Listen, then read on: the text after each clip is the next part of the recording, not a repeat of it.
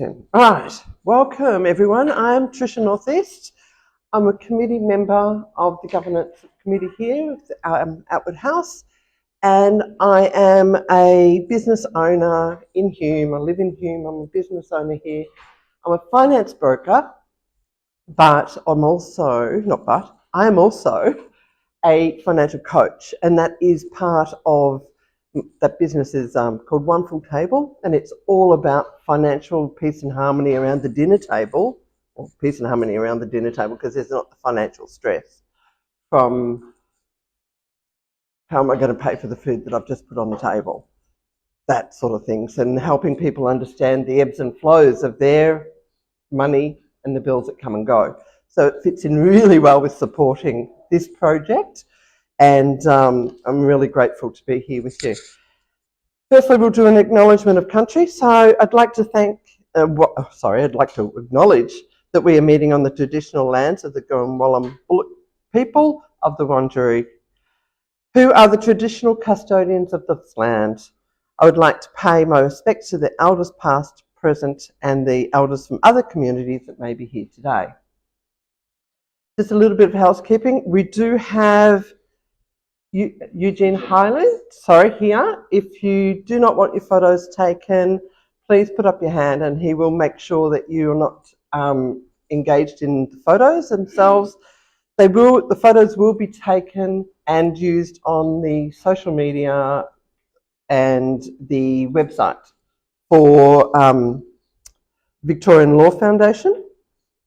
The Victorian Law Foundation will use the images on their website, and also if you wanted to have any inquiries about those, then there's an email address here that I can provide for you that you can reach out and see the images or object to them using them. I'd like to welcome everybody to this collaborative event at Attwood House Community Centre with Mortgage Stress Victoria during Victorian Law Foundation's Victorian Law Week. Navigating mortgage stress can be tricky and can be a complex situation to be in. The aim of today's session is to educate the community on the support that is available to yourselves and to all other community members. Firstly, I'd like to introduce Rick Byers, who's the chairperson of Attwood House Community Centre. He's just going to say a few words about Attwood House.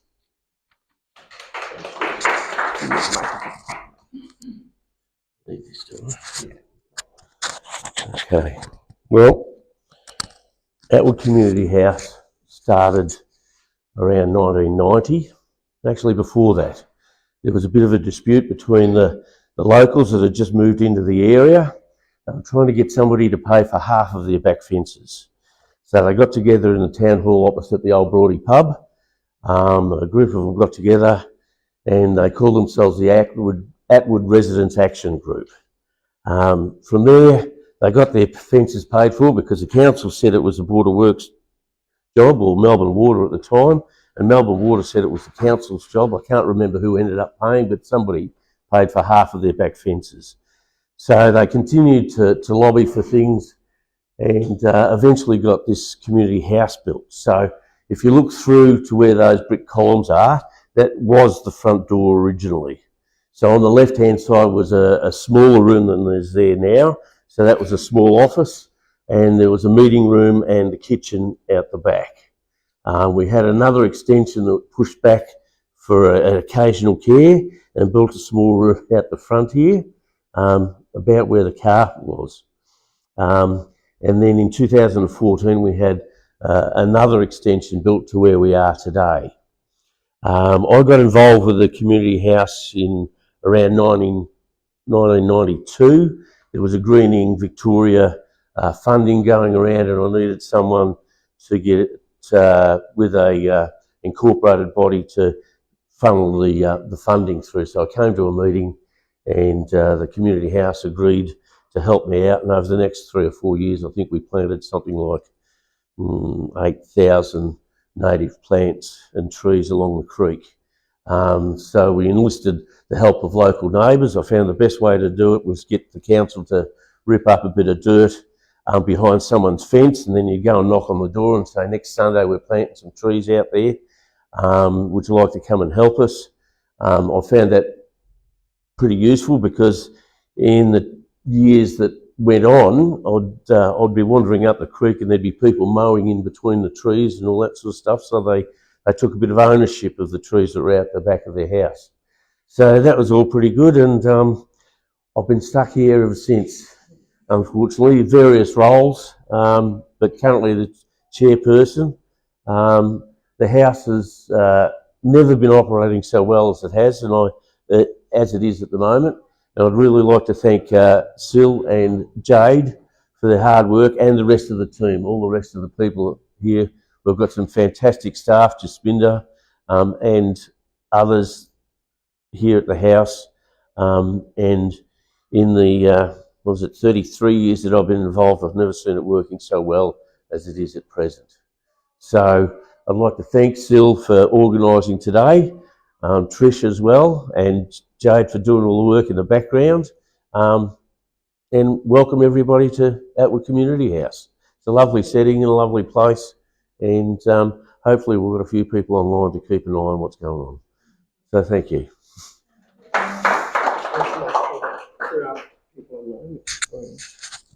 Thank you. Back on just in case.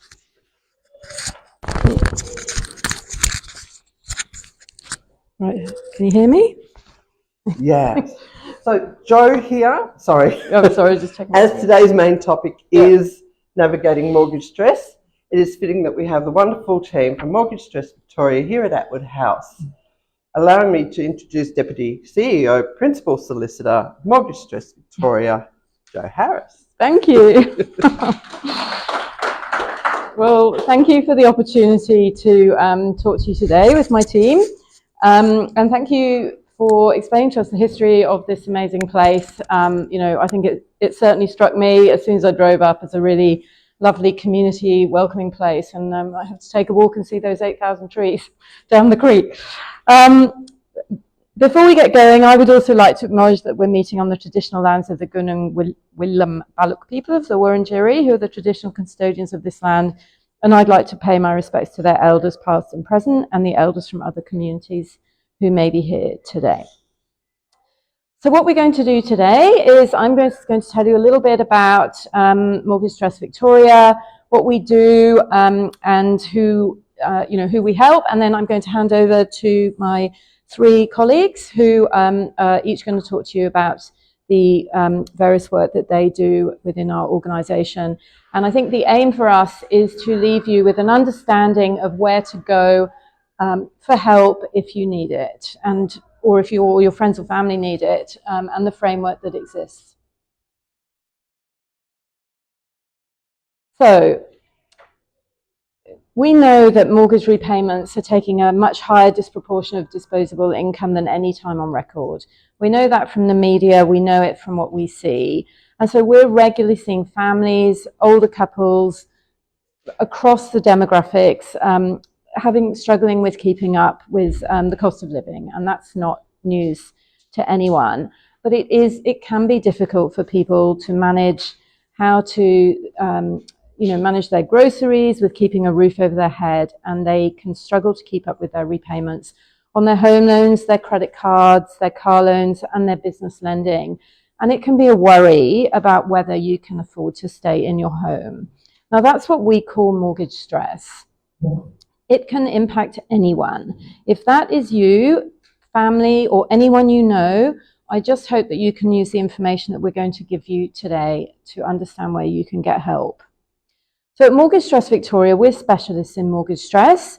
We are a statewide service. We offer in-person and online appointments from our Melbourne office, and we are free to those who are eligible. We provide legal, financial counselling and social work support to clients who meet our eligibility criteria. And since we started in April 22, we've helped over 700 clients. So, we do help a significant amount of people.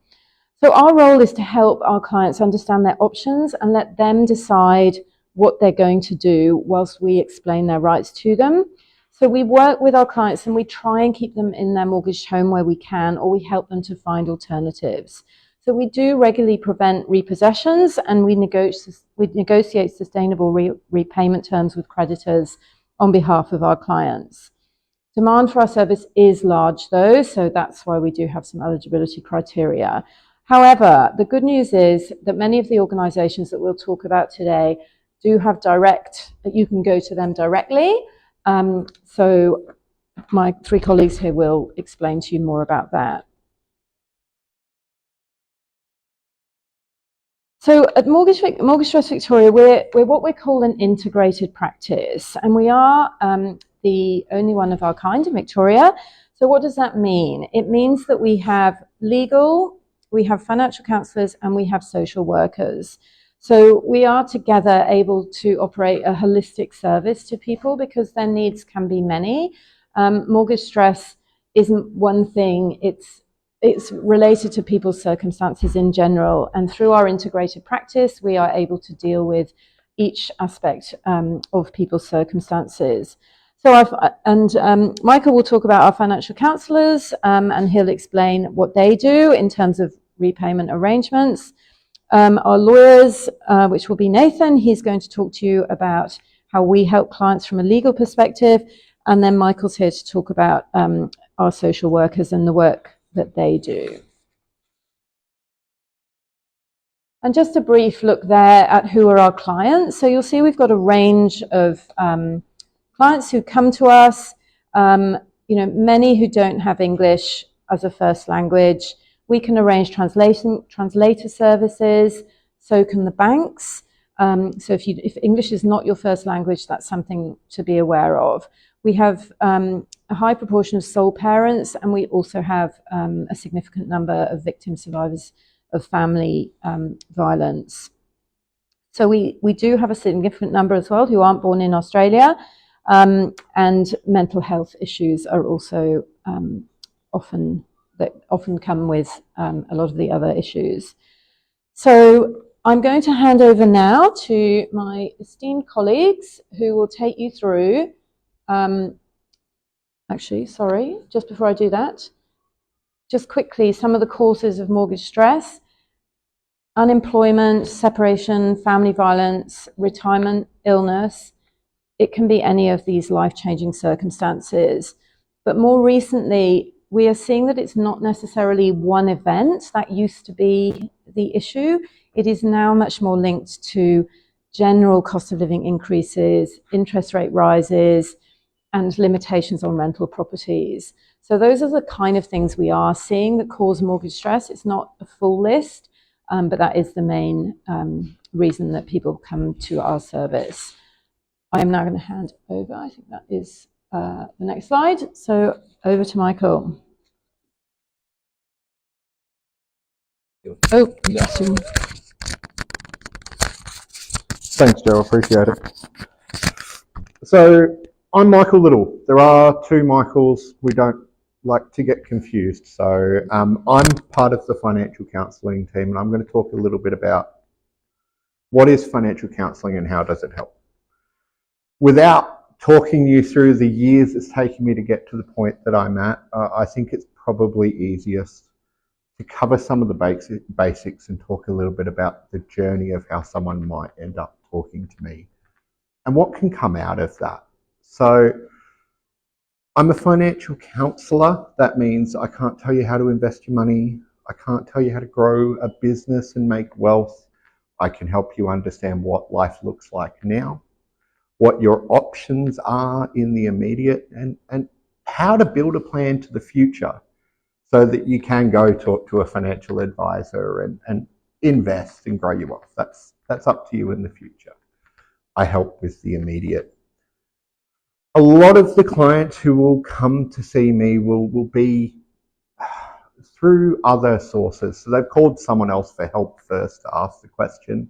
And that person said the best person to talk to is a financial counsellor at Mortgage Stress Victoria. I'm one of the team and you got lucky and you hit me. Well, I say lucky. My colleagues might disagree. From there, you'll have a chat with one of the administration team who'll set you up an appointment in a couple of weeks. It's not that I don't want to talk to you today, it's that there's a couple of other clients who I'm in the middle of work for. Give me a couple of weeks to get there. When we get there, we'll sit down and we'll talk for anywhere between half an hour and 2 hours. In that time, we'll get the basics of what are your goals? What are your short-term, medium-term, and what are your long-term goals? So a week, 3 months, a year, where do you want to be? How does your finances affect that? How does your situation affect that? And what options do you have to reach those goals in a week and in 3 months and in a year? We'll talk about some of the pros and cons. If you want to stop everything for 3 months, do absolutely nothing and ignore everyone for 3 months, that's an option. You can do that. There's some negatives, but we'll obviously talk about weighing those up. Sometimes part of those options are a financial counsellor helping you to do something. And one of the more common examples is we'll have to go to the bank and ask for hardship.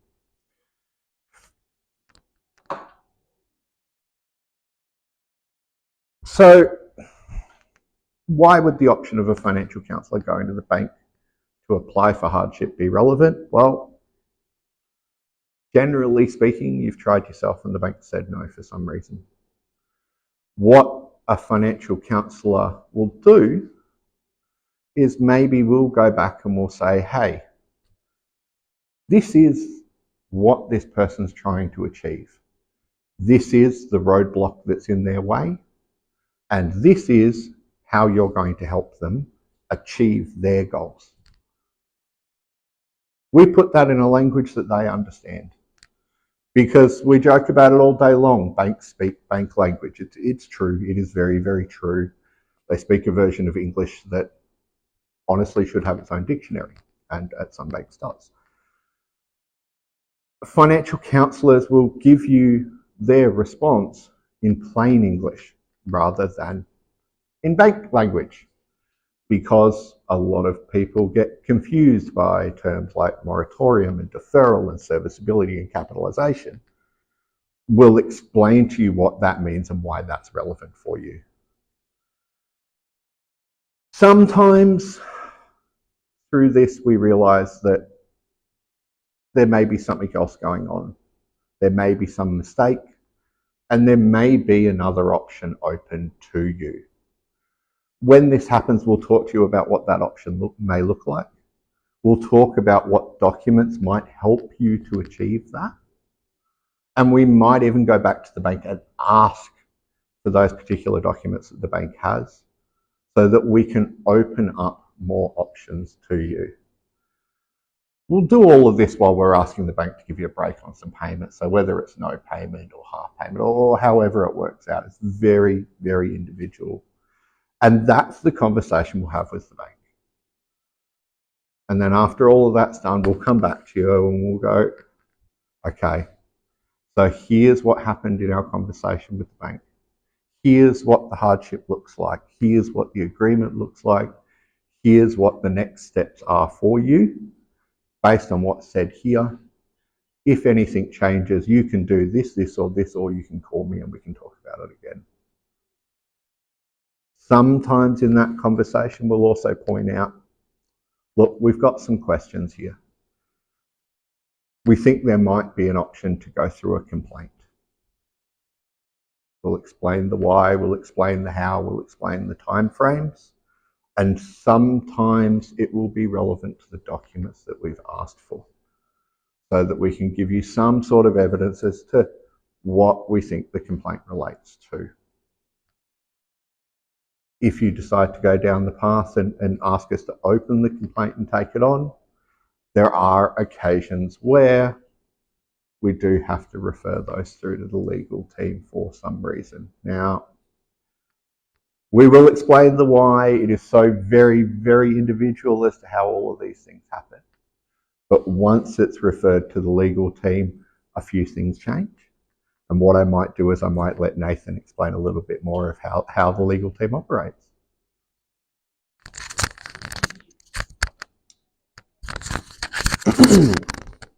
Thank you very much for that, Michael.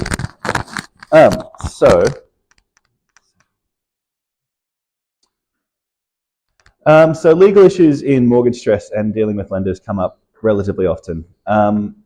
They come up from a number of different ways, and it's usually through an understanding of speaking to one of our financial counsellors, speaking to the lender to try to get a bit of an understanding about how they've come through. First thing I'm going to talk about before I get into some of the issues we see are some of the places you can go where you believe you may have a legal issue. Initially, one of the things we want to speak to is we want you to speak to your lender. Your lender is going to be the party who, even though they may be the cause and the bearer of a lot of your concerns, will be the party who will be able to give you the best understanding about what's going on and how things are happening. They can give you your documents, and they have obligations to do so within certain timeframes. Where they're not working with you, where you feel that they're working against you, the first party we'd usually recommend you contact in these circumstances is the National Debt Helpline. The National Debt Helpline is a project run by Financial Counselling Australia that you can call from anywhere in the world, anywhere in Australia, and get access to a financial counsellor. Their hotline is open most days of the week, and the number's really easy to remember. It's 1-800-JAMES-BOND, James Bond. They're fantastic, and they can help you put you in contact with the party who's going to best assist you in trying to get a bit of an understanding about your issue specifically. A lot of our referrals come directly from the National Debt Helpline, which is really helpful because they can help understand in the first instance where the best place for you to go, whether it's a local community centre, whether it's financial counsellor in your area. If there are specialist concerns, if there's family violence occurring, they can be really helpful in trying to help you understand the best place to go in the first instance. Another party who can be really helpful in some of these complaints is the Australian Financial Complaints Authority, called AFCA. They effectively work as a party that negotiates and helps understand disputes between lenders and consumers. So yourself, if you're borrowing with the bank. They're a completely free and independent process. I'll get into a little bit more detail about them shortly because we have another slide that sort of explains what they do and how they operate and how they can be of assistance. The last place we'd sort of recommend, and that can provide a lot of assistance in these circumstances, are your local community legal centres or legal aid organisations. Community legal centres are always going to be free organisations. There are some cases where there will be funding required depending on your matter, but for the most part, your initial advice will always be free, and they will always do everything they can to try to get you an understanding of what's going on. They won't always be able to assist. They are very, very stretched their limits at the best of times. But they will do what they can to try to help you understand. The best way to find your local community legal centre in some cases will be Ask Izzy. Has anyone heard about that? Has anyone used Ask Izzy? Ask Izzy is it's a website where you can put in a bit of an understanding about what your problems are, and what they can do is they'll bring up a list of places in your local area about where they can provide you help and assistance. It's a fantastic tool. It's one that we recommend for anyone who's going through, and not just legal issues, but any issue that you don't really know where to reach out and get an understanding of what help's available. Ask Izzy is a really good starting point to get some information about what's going on and what your solutions might be. I'll have a little bit of a chat now about some of the legal issues that we experience and that we try to deal with and try to help people through. Some of the main things that we sort of start off, and the main reason a lot of people will seek assistance from a lawyer or a financial counsellor is because they've had a knock on the door from the sheriff that says that their house is being taken. Now, by this point, there's been a lot of things that have gone on before now, but the main thing is that it's easy to bury your head in the sand, and it's easy to try to run away from these problems. And it's understandable. It's the first reaction that when things are, your mortgage isn't the first thing you stop paying. It's at the end of the cycle where everything has been hard for a while. You've got people calling you, you've got people knocking on your door, you've got letters that are getting deeper shades of red each time they come through.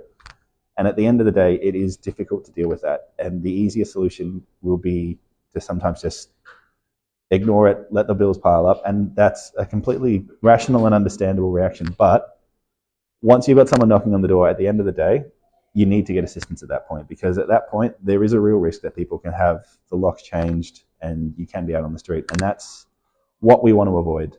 There will always be options. The sooner you contact someone though, the better it's going to be. And that's the thing that we try to stress with everything we do, is that the earlier you get in contact, the earlier you reach out, and the earlier you try to get some assistance, the more likely it's going to be that you're going to be able to find someone that can help you and provide you with options that are available. There's a lot of options available at the start, but the further you go down the process, the more they narrow. And that's the main thing we really want to stress and highlight in that. When people contact us with a notice to vacate, there are steps and things that can be done to try to delay action, but usually by this case, it's quite late in the piece, and there are some real difficulties in trying to stop the process that's already happened. Earlier in the stage, when you're dealing with initial lending or initial court documents, if someone served you with a court document and said you have to appear in court, again, it's a great time to get in contact, because even at that point, there are steps that can be taken to try to stop the process, or still try to negotiate before a creditor obtains what's called a judgment. If you have any questions about that, we'll be around afterwards to have a little bit more discussion, but today we're not going to go too far into that. One of the main things that we do deal with, and that we do see as a way to, well, that we have the most success with working with lenders, is inappropriate or irresponsible lending. Irresponsible lending happens when a lender provides funds to someone where they're not meant to. It could be that they've given you money that you can't afford. It could be that they've given you money on information that they knew was falsified, or they've given you money that was that you didn't sign up for. So financial abuse is one of the common occurrences we see where irresponsible lending has taken place. What we can do in these circumstances is we work with our financial counsellors or work with the lender directly to obtain the documents relating to the loan, and we look to try to provide some initial advice to make sure there's an understanding as to whether or not there is an appropriate remedy. Some of the things that you may look at if inappropriate lending has taken place or irresponsible lending has taken place is you can look at things like a refund of any interest, fees or charges paid on the lending. You can look at release from the credit contract in some circumstances. In some cases, we do find that lenders are willing to provide what's called a life tenancy, where you're able to remain in the property for the remainder of your life, with the debt only able to be recovered once that you've either sold the property, moved on, or that the property that you've passed on at that point. So these are some of the things that can be looked at where things may look really dark, but it's about making sure that if you can contact someone to try to get that information, there are options available, and it's about trying to find the most appropriate remedy in those circumstances. Where hardship assistance that's been requested is inappropriate, we can also assist in that process to try to either work with the lender or work with another party such as AFCA to try to move that forward and try to get an appropriate outcome. And we also do work with trying to find referrals to external representatives, whether it's community legal centres or pro bono assistance, for things such as family law or property law matters. It's not a guarantee, and it is something that does happen on a capacity basis, but we do have some cases options to try to find referrals and try to find pathways to get people into those further outlets for assistance, which, again, with mortgage stress, it's usually not one thing that leads to it. It's a number of combination of factors. And it's about trying to identify what issues can be resolved as quick as possible, and then finding you the most appropriate person to help assist you in dealing with any other issues from there. The one thing I will just quickly touch on again, because when you can't get access to a community legal centre, when it's struggling to find an appointment, one party that can be incredibly helpful, in even if it's not resolving the matter immediately, in terms of putting a pause on proceedings and trying to get things at least enough time to understand. So the lender's not answering your calls, the complaints you're trying to file aren't working. The Australian Financial Complaints Authority is, like I said, an independent, free dispute resolution scheme. They assist complainants finding a solution and try to work between the two parties to reach an outcome. It is funded by the lenders. They are required to pay for it effectively. As a consumer, you don't have to pay costs to this. It's the main thing to remember. A threat to complain to AFCA sometimes will be enough to get a lender to listen to you. An actual complaint will usually get them on board and usually get them working towards trying to find a solution, because they don't want to pay those costs. It can be a really good way to put a temporary hold on escalation of legal action while you're waiting for an appointment. And so the one thing I will say is that if you are struggling to try to reach out, if you do need some assistance from a financial counsellor or a lawyer, we would genuinely recommend that if you can't get a hold on proceedings from your lender, contact AFCA, put in a complaint, because that will be a great pathway forward to try to get you that time you need to get that assistance as necessary. When you do have to do some of that self-advocacy work, it can be difficult. And what I'm going to do is now hand over to Michael, who's going to have a bit of a chat about some of the steps to how you self-advocate and how you can take those steps to look after yourself. Thank you.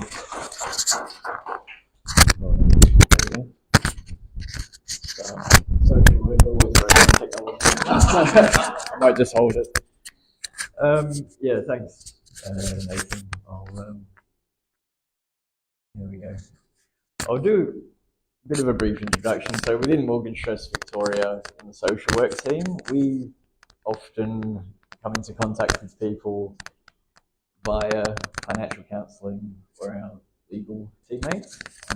So it can be for, as Nathan said, any range of factors. So the more broader life issues, mental health, physical health, being a victim survivor of family violence is very common. We get people come through our service. And so it's often making a space to look at those issues separately, because they do impact on the whole life as well as the financial, and then helping support the person to either link up with appropriate services. Maybe we'll do some initial safety planning if it's a mental health or family violence issue and they haven't already been to a relevant support service. So yeah, and it's also just creating, I guess, the space to do some of the practical things like Nathan said. Sometimes people let envelopes pile up and not wanting to look at them, and we might do a home visit and help people. So, right, let's confront what's in here and pass on that documentation as well, because people are usually just so overwhelmed that they're not able to. We do also help in some advocacy with bodies like Centrelink, and we'll sort of go into how to, we speak to those and how you can as well contact those bodies or lenders. So, it's on self-advocacy. That step usually comes, I guess, after people have had their appointments with a lawyer or a financial counsellor. They're then tasked with maybe some homework to give a try. And so that's what I'll run through now. Just some practical tips, I guess, to finish up with today. Yeah, I can, yeah. There we go. Try not to send it flying across the room. Okay, yeah, hopefully that's okay. Yeah. That's good? Awesome, good. So I guess an important step in, getting ready to contact a lender or any large organisation is to gather your information, get prepared. I'll just move this down here. So yeah, it's important to take time to get prepared before you make contact, because you've likely already been through a hugely stressful period. It's overwhelming. You may not particularly want to talk to the organisation that you have to sit down and call. Completely natural, normal feeling.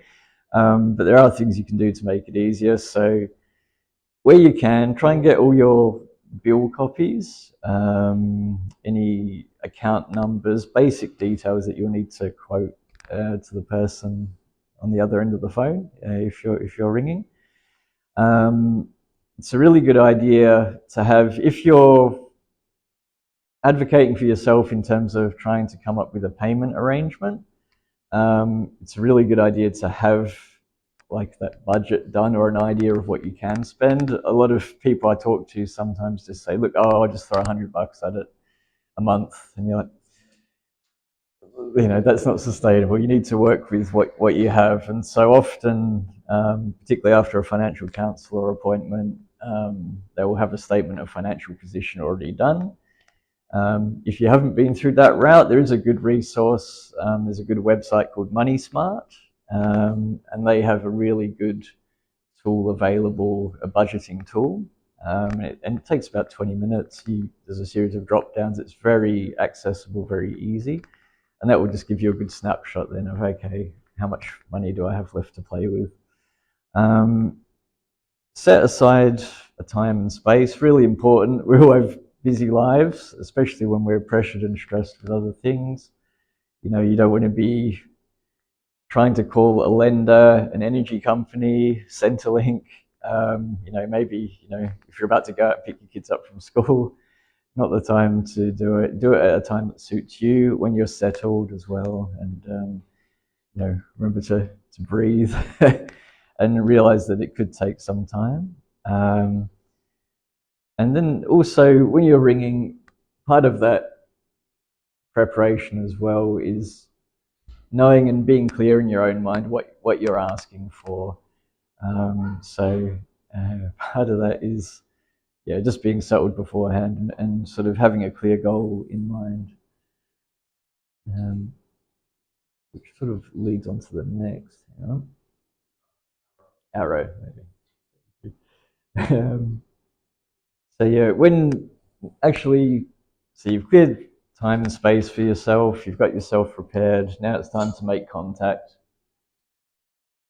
So, and I know this myself in my job, often I'm ringing Centrelink for people, helping with applications. It can be quite overwhelming to initially make contact. As I say, try and remain calm, breathe. Know that the person on the other end of the phone will likely have to ask you some questions to get you to a certain stage. It can be good to actually research online if you can, if there's a more direct contact number than just the general number. To ring, sometimes there's a specific department you may have to speak to. Yeah, so it's good to sort of have a bit of that knowledge before, and you can always ask for it as well. Just don't be afraid to say, look, I'm really struggling with this, I need help. Banks, you know, financial counsellors and lawyers deal a lot with. There's a lot more expectation on them these days to actually listen to a person who's experiencing hardship. So, you know, don't be afraid to actually say, look, I'm struggling. Tell them your story. Obviously, if there's trauma involved, you don't have to go into every detail, but we often say, look, to people, look, if there is family violence, just mention family violence. You don't have to go into detail. The banks now and a lot of organisations will prioritise your requests based on that. Same with mental health pressures and other things as well. So don't be afraid to tell them your story as much as you're comfortable with. Really good, just simple practical ideas. Take a note of who you're speaking to. Ask for a receipt number or name at the end of the call. Really good idea, just have a blank notepad even and a pen by the phone as well, because sometimes you'll be writing down details and or any questions that pop into your head while they're talking that you want to ask.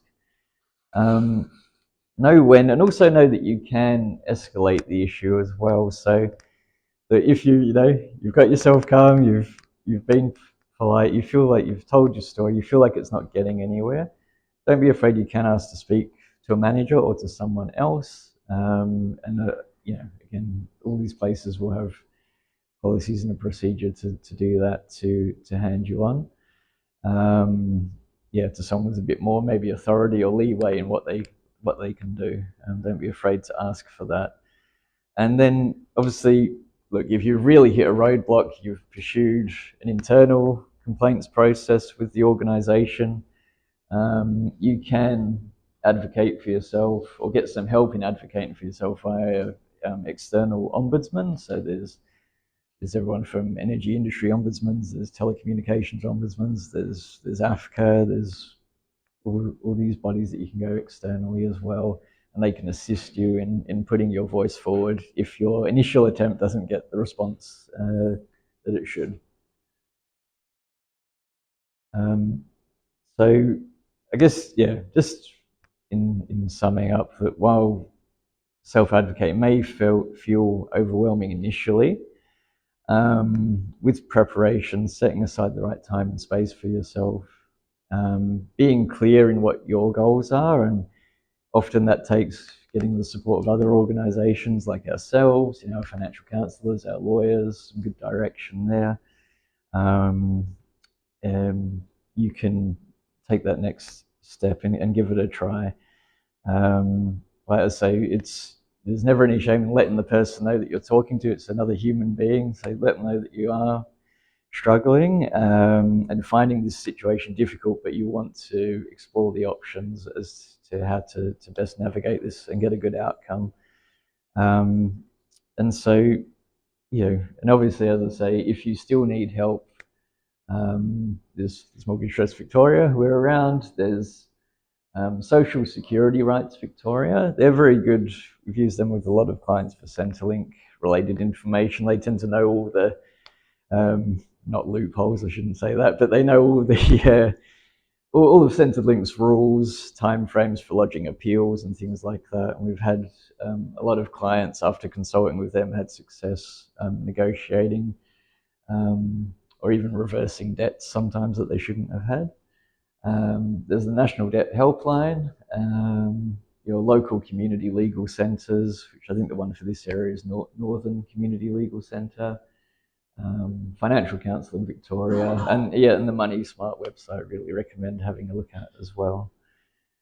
I've probably bombarded you with a bit today, and I guess there's a lot of information we've all presented. But thanks for taking the time and listening. I think I've been told, it's not this slide, there is a QR code I think coming up, we'll get to that. If you do have any other questions, we're all here now to, for any you might have, you can absolutely feel free to contact us for more. We have a free call number there, the 1-800-572-292, give it a plug. Feel free to reach out and chat to us. We'll, happy to always have a chat. So, in conclusion, as I say, any questions? There is a QR code. It's not a menu to the local restaurant. It is a survey, I've been told. So if something else comes up, it's not my fault. I didn't touch it. Thanks for your time all, and we'll go through. Thank you very much. Thank you, everyone. Yeah. Before we conclude today, I'd just like to introduce you to a project that Attwood House have got coming up, and it's going to be done in a format of a podcast about money matters, about what money matters to you. And so part of there's two surveys that you'll get from today's meeting, and one of them is from Attwood House and one from Mortgage Trust Victoria. And if you have any topics that you'd like to be introduced into the podcast for what's relevant for you with money matters, money literacy, financial literacy topics, then that would be great. If you can help out, there's a million topics that I could give, and I'm sure these guys would be able to introduce you to as well. However, we want to know what you need as well. So that would be great for feedback on that. That's a project that's up through, we're doing through Hume City Councils and their cost of living funding. That will be presented through YouTube channel details. It's the program, or the platform rather, that we've decided to put that through, and it will be advertised on our Facebook page when it's available. Yes, that's about, yes. And so in conclusion, thank you very much, Mortgage Trust Victoria. That was brilliant. Thank you to Sil and Jade first for Attwood House and the facility, all the work that you've done and getting this organised. Our speakers, Joe Harris, Michael Little, Nathan and Michael, and also to, there are numerous other people from Mortgage Trust Victoria that have helped in the background there, I know, and also Ewan Waters, if I could, who is introduced us from Mortgage Trust Victoria to Attwood House, and it's been able to put this together. So thank you very much, and we invite you now to coffee and tea and a chat. And there's obviously the guys are going to hang around for a little bit longer and we'll be here as well. So if you have any questions at all, come and talk and let's go from there. All right? Thank you, everyone. Appreciate it. Okay. Thank you. Thank you.